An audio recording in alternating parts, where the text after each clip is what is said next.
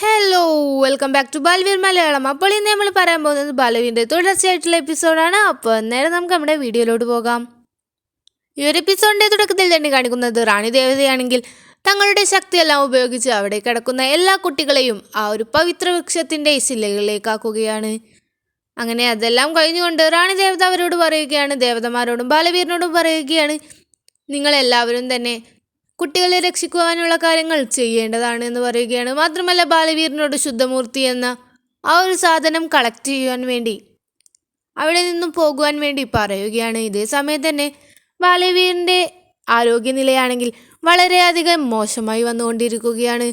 ഇതേ സമയത്ത് റാണിദേവത എന്താണ് ചെയ്യുന്നതെന്ന് വെച്ചാൽ പവിത്രമായ ഒരു വെള്ളം ബാലവീറിന് കൊടുക്കുകയാണ്. എന്നിട്ട് പറയുകയാണ്, നിനക്ക് ഇനി വല്ല ആവശ്യതയും തോന്നുകയാണെങ്കിൽ ഈ മരുന്നൊന്ന് എടുത്ത് കുടിച്ചാൽ മതി എന്ന് പറയുകയാണ്. മാത്രമല്ല ഇത് വളരെയധികം സൂക്ഷിച്ച് മാത്രമേ ഉപയോഗിക്കാൻ പാടുള്ളൂ എന്നും ബാലവീറിനെ വാൺ ചെയ്ത് വിടുകയാണ്. അങ്ങനെ ബാലവീർ അവിടെ നിന്നും പോയ അതേ സമയത്ത് തന്നെ അവിടേക്ക് മറ്റൊരു അതിഥി കൂടി വരികയാണ്. ആരാണ് അതെന്ന് നോക്കുകയാണെങ്കിൽ അത് മഹാവിനാശിനിയാവും. മഹാവിനാശിനി വന്നുകൊണ്ട് റാണിദേവതയോട് അട്ടഹസിക്കുകയാണ്. ബാലവീർ എവിടെയെന്ന് ചോദിക്കുകയാണ്. ഇതേ സമയത്ത് തന്നെ റാണിദേവത പറയുകയാണ്, നിന്നെ ഇല്ലാതാക്കാനുള്ള വഴിയിലാണ് അവൻ എന്ന് പറയുകയാണ്. എന്നാൽ ഇത് കേട്ട് മഹാവിനാശിനി പറയുകയാണ്, നിങ്ങൾ എങ്ങനെയാണ് എന്നെ തടുക്കുന്നതെന്ന് എനിക്കൊന്ന് കാണണമല്ലോ എന്ന് പറഞ്ഞുകൊണ്ട് മഹാവിനാശിനി തൻ്റെ ശക്തിയെല്ലാം തന്നെ അവിടെയുണ്ടായിരുന്ന പവിത്ര വൃക്ഷത്തിൽ പ്രയോഗിക്കുകയാണ്. ഇതേ സമയത്ത് തന്നെ അവിടെ എന്താണ് നടക്കുന്നതെന്ന് വെച്ചാൽ ആ ഒരു പവിത്ര വൃക്ഷം മഹാവിനാശിനിയുടെ ആ ഒരു ശക്തിയിൽ ലയിച്ചു പോവുകയും അങ്ങനെ അത് പതുക്കെ ഇല്ലാതാകുവാൻ വേണ്ടി പോകുന്നതും നമുക്ക് കാണിച്ചു തരികയാണ്. ഇതേ സമയത്ത് തന്നെ റാണി ദേവതയാണെങ്കിൽ തങ്ങളുടെ ശക്തികളെല്ലാം തന്നെ അതിന്മേൽ പ്രയോഗിക്കുന്നുണ്ടെങ്കിലും യാതൊരു മാറ്റവും അല്ലെങ്കിൽ യാതൊരു അനക്കവും അതിന് സംഭവിക്കുന്നില്ല. മാത്രമല്ല ആ ഒരു മരം വളരെ പതുക്കെ തന്നെ ഇല്ലാതാകുവാൻ വേണ്ടി പോവുകയാണ്.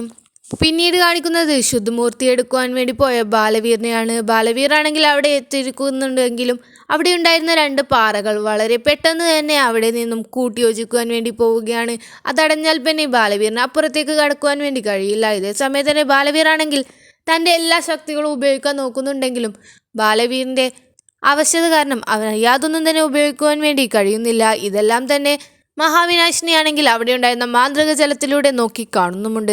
ഇതേ സമയത്ത് തന്നെ ബാലവീർ എന്താണ് ചെയ്യുന്നതെന്ന് വെച്ചാൽ റാണി ദേവത നൽകിയിരുന്ന ആ ഒരു പവിത്രമായ വെള്ളം എടുത്തു കുടിക്കുകയാണ്. ഇതേ സമയത്ത് തന്നെ ബാലവീറിനാണെങ്കിൽ ആ ഒരു ശക്തികളെല്ലാം തന്നെ തിരിച്ചു കിട്ടുകയും അവിടെ വളരെ പെട്ടെന്ന് തന്നെ ആ ഒരു വലിയ പാറകൾക്കിടയിലൂടെ മറികടക്കുകയും ചെയ്യുകയാണ്. അങ്ങനെ അവിടെ എത്തിയ ബാലവീർ എന്താണ് ചെയ്യുന്നതെന്ന് വെച്ചാൽ തൻ്റെ കയ്യിലുണ്ടായിരുന്ന ആ ഒരു മാപ്പ് ഉപയോഗിച്ച് തന്നെ അവിടെ എങ്ങോട്ടാണ് പോകേണ്ടത് എന്നൊക്കെ കണ്ടുപിടിക്കുകയാണ്. അങ്ങനെ അവൻ അവസാനം ചെന്നെത്തുന്നത് വളരെ വലിയൊരു സമുദ്രത്തിൻ്റെ മുന്നിലായിരിക്കും.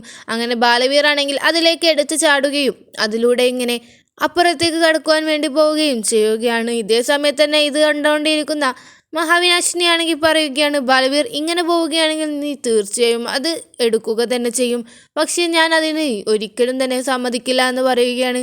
എന്നിട്ട് മഹാവിനാശിനി എന്താണ് ചെയ്യുന്നതെന്ന് വെച്ചാൽ ബാലവീറിൻ്റെ പുറകിലൂടെ തന്നെ വലിയൊരു ഷാർക്കിനെ പറഞ്ഞയക്കുകയാണ്.